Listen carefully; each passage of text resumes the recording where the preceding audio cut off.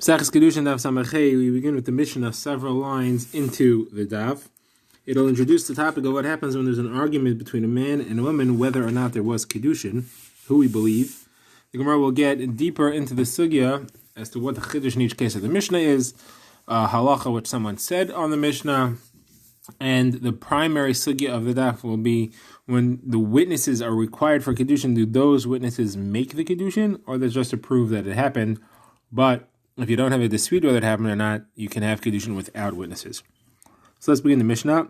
The Mishnah discusses again machlokes between if there's an argument between a man and a woman as to whether or not there was Kiddushin. So the rule here is always going to be no one's believed to force the Kiddushin. No one's believed to say that there was Kiddushin. However, each person has to go along with what he said. So if one of them claims was Kiddushin, that person creates an isser upon his or herself on the relatives of the person that they claim to be mekudesh or mekudeshes to. So the Mishnah discusses four cases. Case number one is where a man says to a woman, I was mekadesh you, and she denies it. So he's not believed to aser her relatives, to aser his relatives to her. That is, he can't create any isurim on her. She's perfectly free to marry whoever she wants. However, since he himself says that this woman is his wife, he's forbidden to marry any relatives that she has. That's what we call shavi nafshi chaticha d'isura. He has to go with what he claims. Same is true in the reverse. If she says that I was mekudeshes to you, and he says not, no isurim apply to him.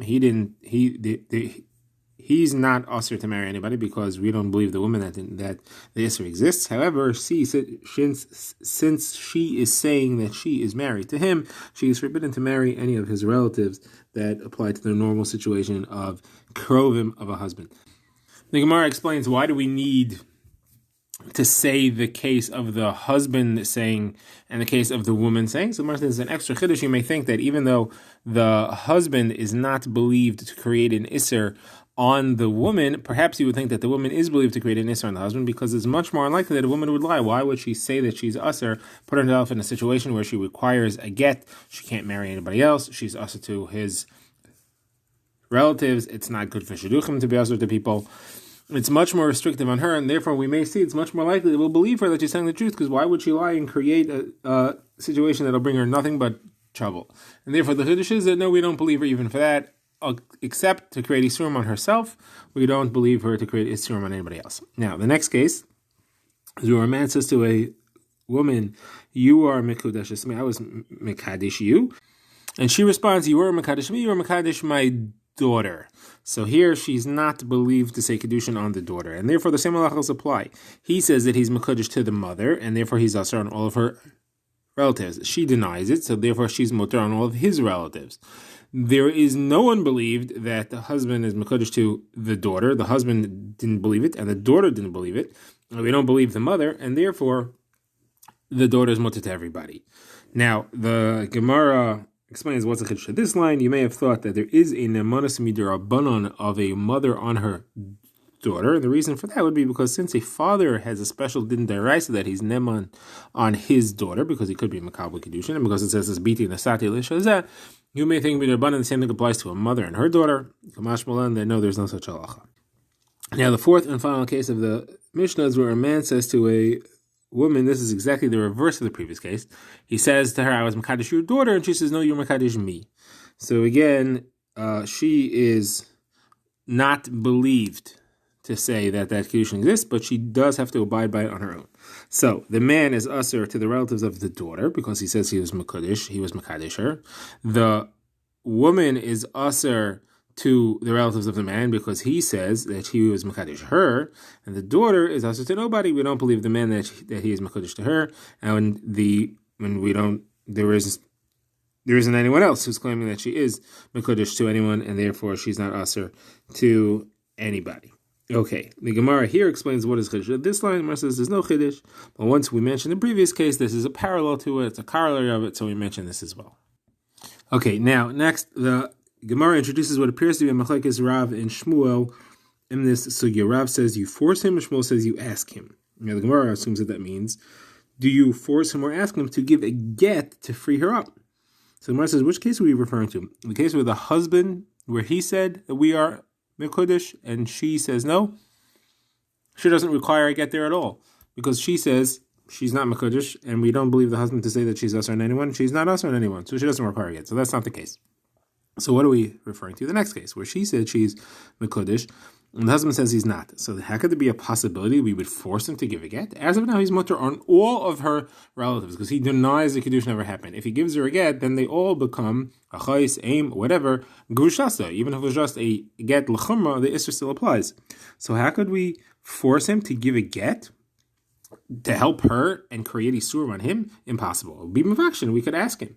So why would Rav force him? So the Gemara says it's not a real machlekes. The two are actually saying one on top of what the other said. We're referring to the second case where she said she's Mekudesh, and therefore she has a problem. Shmuel says we ask him nicely, please give her a get to let her go. And Rav says if he volunteers and he gives a get without being asked, now he's just pretty much admitted that he was Mekadesh her. And now we force him to give a ksuba. And that's what Rav meant when he said we force him. In this situation, we force him to give a ksuba. The Gemara shows that similarly we have Rav Acha bar Ada said this name of Rav, and some say it was Rav Acha bar Ada, the name of Rav Hamnuna, the name of Rav.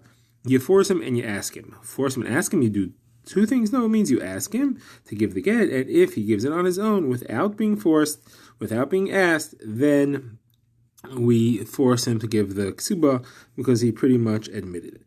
All right, now we're going to go into the sugya of, do you need to have two witnesses on a Kiddushin to make the Kiddushin, what we call Edom L'Kiyuma, Edom to establish that it happened? It's not about testifying that it really happened.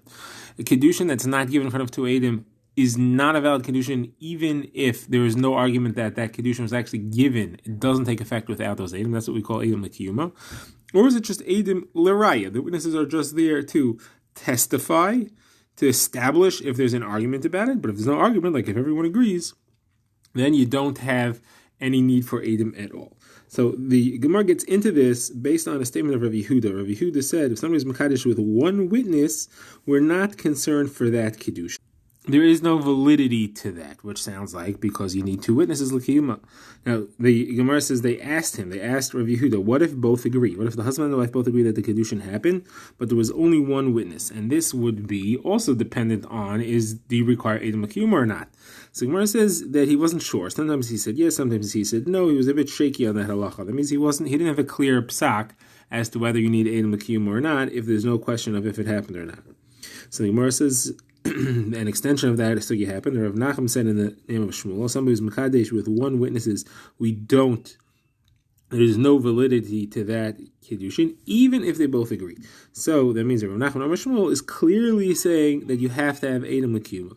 So that the Gemara has a number of kashas. So first of all, Rava asked Rav Nachman from our Mishnah, if the man says to the woman, I was Mekadesh you, and she says, no, you are not Mekadesh me, so he is forbidden on all of her relatives, but she is permitted to his relatives.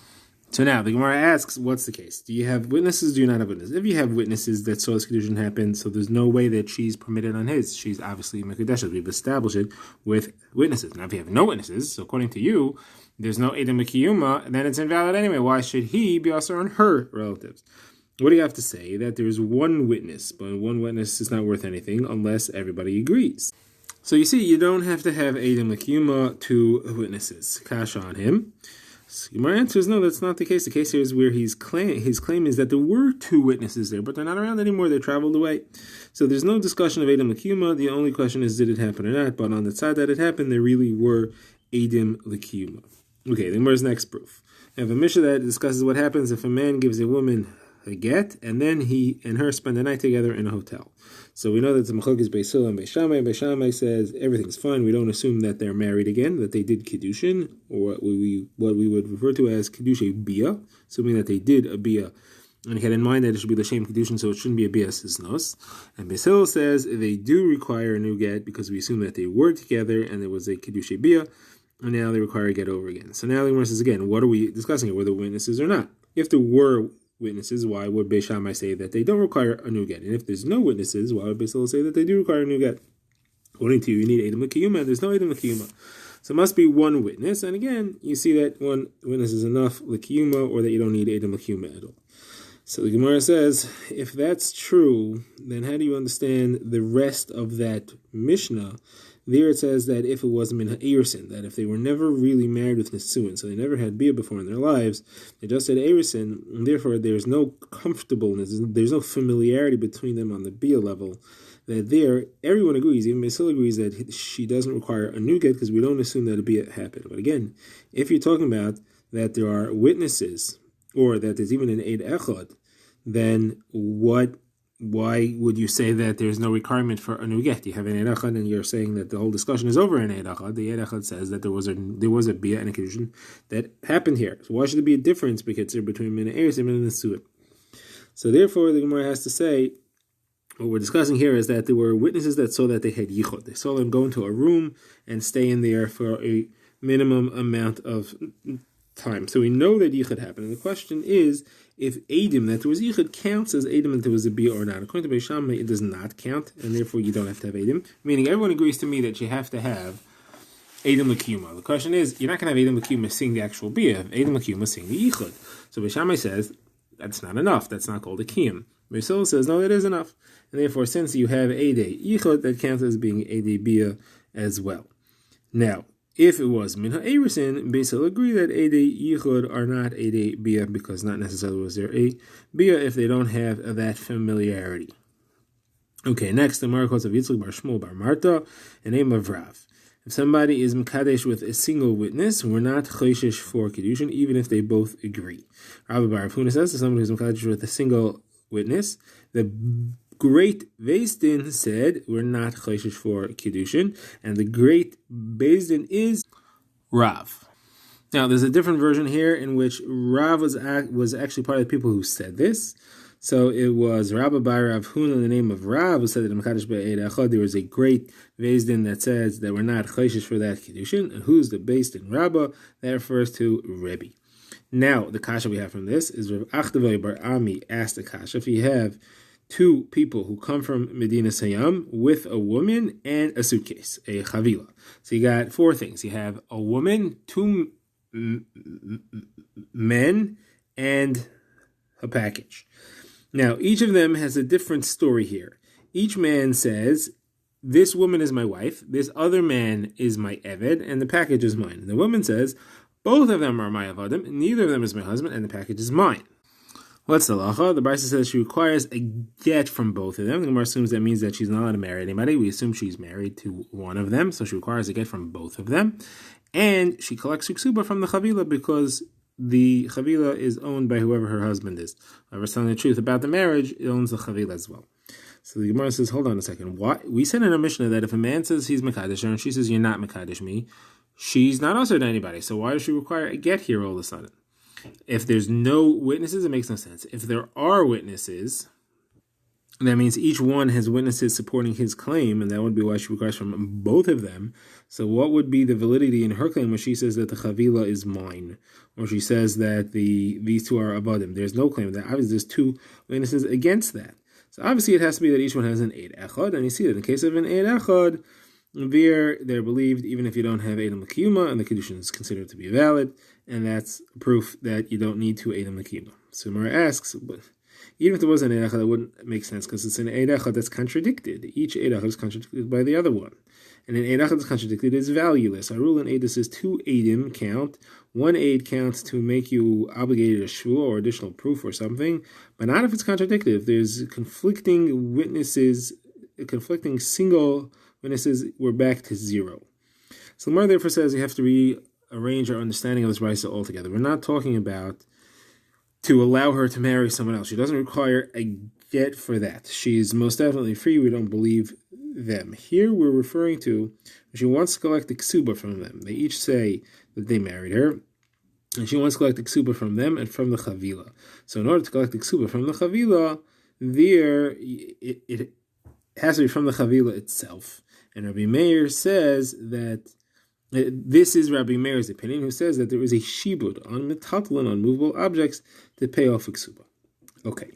Now, the Gemara wants to know, what do we say halacha lamaisa? What is the halacha? Do you need Eidam L'Kiyuma or not? So Rav Kahana says, without Eidam L'Kiyuma, there's no concern with the Kiddushin. You have to have Eidam L'Kiyuma. Rav Papa says, we are concerned for Kiddushin without witnesses, without Eidam L'Kiyuma. Said Rav Ashi to Rav Kahana, what is your reasoning? Why would you hold that you have to have Eidim Likiyuma? Because you learn out of monetary issues where you require witnesses. It says Davar here, it says Davar there, Ashlai Eidim Yakum Davar. So just like over there, the admission of the owner himself is worth 100 witnesses. Here also, the admission of the owner himself should be worth 100 witnesses, and therefore he's saying, I have a kash on you. You're saying your source that you require 2 witnesses is from monetary issues. Over there, monetary issues, a person's own admission counts like witnesses. Here, their own admission should count like witnesses as well. That should be as good as Eidim L'Kiyuma. The Gemara says, no, you can't bring a proof from there. Over there, where he's admitting that he owes money, it doesn't cost anyone else anything. It's only bad for him, and therefore he's believed. Here, if he's claiming that he's married to this woman, or he's admitting, or she's admitting that she's married to him, it's an issue for others because it creates isurim on other people, relatives, and also for other people to marry her. And Chava Achrina, we call that it compromises others as well. There's no reason that we could just believe him straight up like that. Next, the Gemara says that Marzutra and Rav Ada Saba, children of Rav Murray Bar Isser, split their property. That is, they both inherited from their father, and they were splitting the inheritance amongst each other. And they came to Rav Ashi with a similar question about splitting inheritance. They said, do we need Eidim L'Kiyuma to establish the split of the inheritance? It says, Al Pishnayim Eidim, does that mean that we have to have witnesses to make the splitting actually happen? And until we have 2 witnesses who see the split, we each own the property in partnership, and neither of us can use it. And if we do, we're stealing from each other. Or do you say, no, the 2 witnesses that are needed for a property division is only if there's litigation afterwards. There's a lack of clarity as to who did what and who said what, and people end up lying. But we trust each other. We know we're not going to lie. So do we require witnesses or not? So to that, he answered, or Rashi answered, these witnesses are only required to establish the truth. If you have no questions what the truth is going to be, then there is no concern.